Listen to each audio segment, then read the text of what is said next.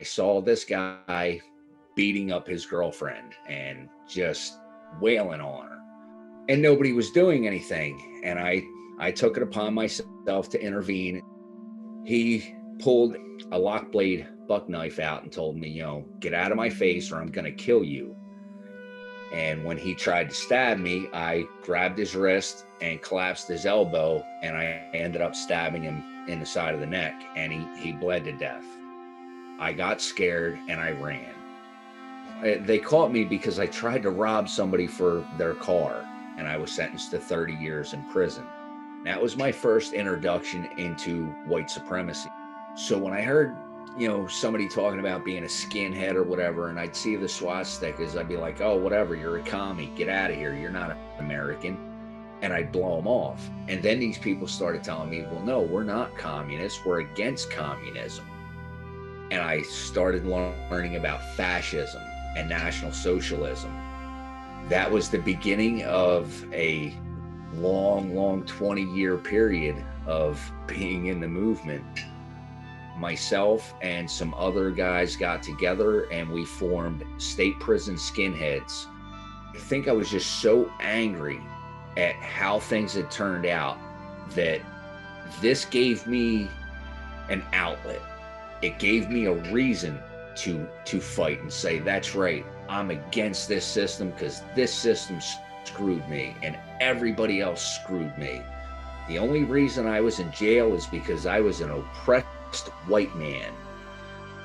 So I became a practicing member of the creativity religion. What is good for the white race is the highest virtue. What is bad for the white race is the ultimate sin. It's the only humans on the planet are the white race. Every ethnicity is actually a different species. Well, of course it's contrary, because the Jews want to hide the truth.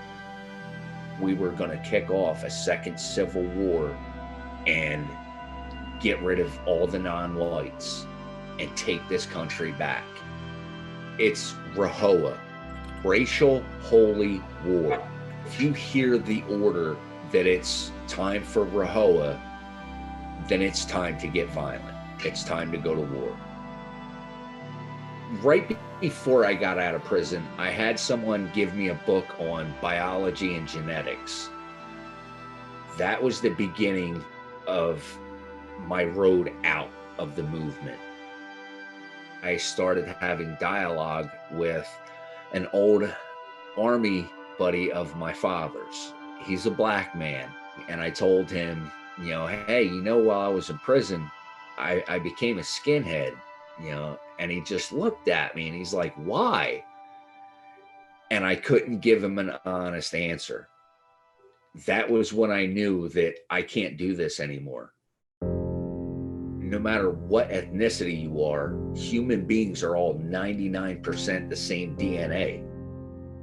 Black people don't have lower IQs simply because they're black.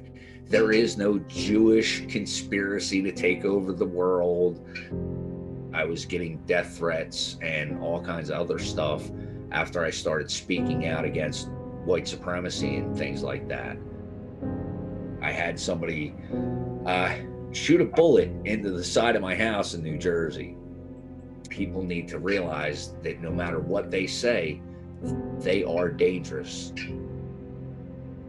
It's an excuse to lash out, at least it was for me. And it took me a while to realize that I was really just fighting against myself. The best advice I can say right now for anybody that's even contemplating joining these groups, anybody that's in these groups, slow down. Think critically.